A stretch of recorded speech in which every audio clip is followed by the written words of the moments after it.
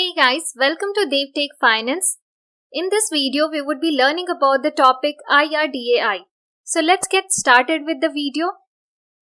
IRDAI stands for Insurance Regulatory and Development Authority of India. So from the name only, you can get an idea that it is a regulatory authority governing insurance sector. So the full form is Insurance Regulatory and Development Authority of India. IRDAI is the regulatory authority entrusted to govern the insurance sector of India. It provides license and defines capital as well as net worth requirement for formation of insurance companies. So any insurance company which is going to be formed, they need to take license and approval from IRDAI mentioning their capital as well as net worth requirement. There is a specified capital which you should have, specified net worth which you should have if you are going to form any insurance company. Then after you can get license from IRDA. It defines rules and regulations and lays down terms and conditions to be followed for existence of insurance contract in terms of claim settlement, coverage, products, nominations, insurable interest, etc.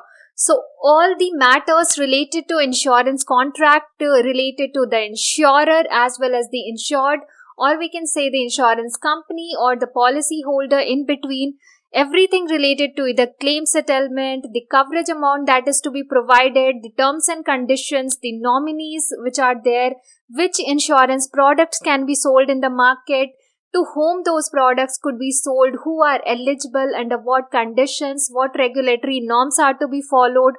All these things are defined by IRDA, and all insurance companies have to follow the terms and conditions, the rules and regulation laid down if they want to run the insurance business. It lays down the qualification and training requirements of insurance agents and the payment of commission to the distributors.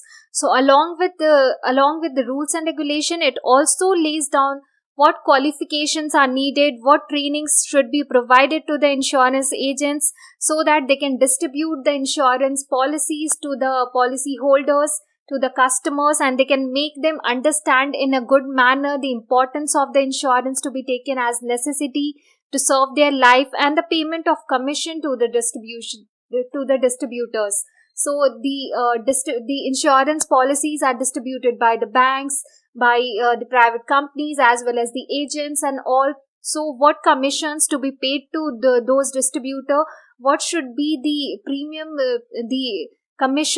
what should be the commission provided to them, all those are mentioned under IRDA, and it keeps on changing as per the norms and procedures of IRDA.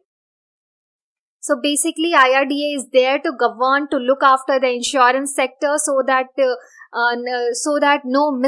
no policy holder is misleaded and the insurance products are sold to serve the basic purpose of insurance needs and to cover the risk.